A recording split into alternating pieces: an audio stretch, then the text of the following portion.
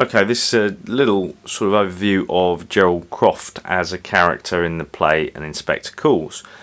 He's the son and heir of the Croft family fortune, who are aristocrats, inherited wealth, upper social class. He's engaged to Sheila Burling, who comes from a very wealthy family, but they are new money in relation to her father, who is a self-made businessman. Just to give you some contextual background, when this play was set around 1912, the aristocracy, who had inherited land and wealth and power and position in society for hundreds of years really, were beginning to fear that this position in society would be challenged.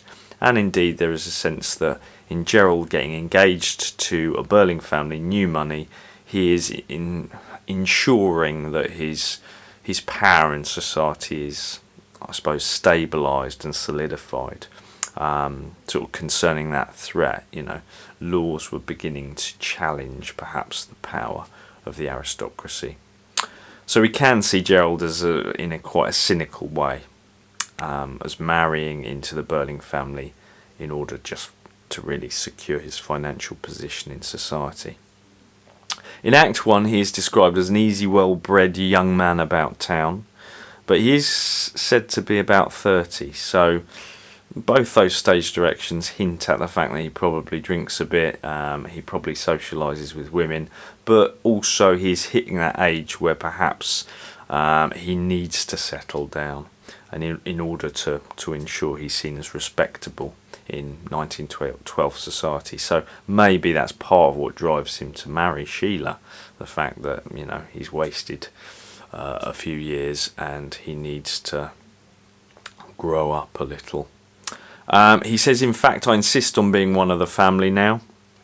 So he's very keen on not just marrying Sheila, but marrying into her family. And that's because perhaps they are very wealthy. So he wants to share the influence and power that Mr. Burling has, as well as his own family's. He shows that he ties himself to Mr. Burling and agrees with his views, or certainly suggests that he does, when he said, "You couldn't have done anything else," when she fired Eva Smith from the factory for wanting more money. She's a woman paid very little, but that doesn't seem to faze Gerald. You couldn't have done anything else. You need to deal with strikes. You need to make a profit. So he's seen as a capitalist as well as Mr. Burling. He also comes across quite negatively at the end of Act 1, when we get a sense that he is linked to Daisy Renton, who's Eva Smith, changed her name to Daisy Renton. But he says to Sheila, we can keep it from him. We can hide it from the inspector. So he's not someone who wants to admit his guilt and involvement. He wants to cover it up and hide it, which is very similar to Mr. Burling, really, and quite different to Sheila and Eric. In Act 2, we can read his reaction to the death of Daisy Renton in a couple of ways. In some sense, I think Priestley makes him genuinely upset. He says about meeting her, she was young and pretty and warm-hearted and intensely grateful. So there is a sense that perhaps he doesn't get involved with Daisy Renton immediately just to use her sexually. But the fact that she's a pretty girl and she's intensely grateful do sort of hint at that sense that he's taken advantage of her. So yes, he was trying to look out for her, but he's also given into his lust and used her for his own means and his own ends.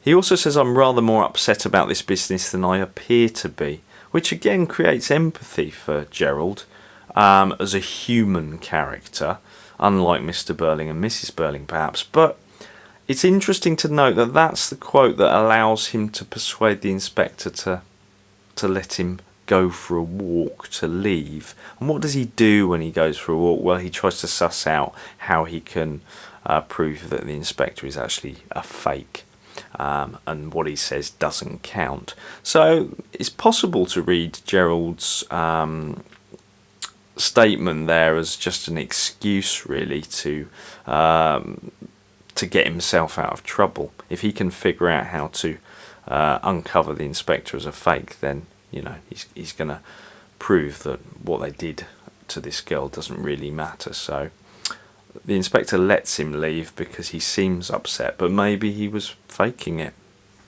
It's a possible reading.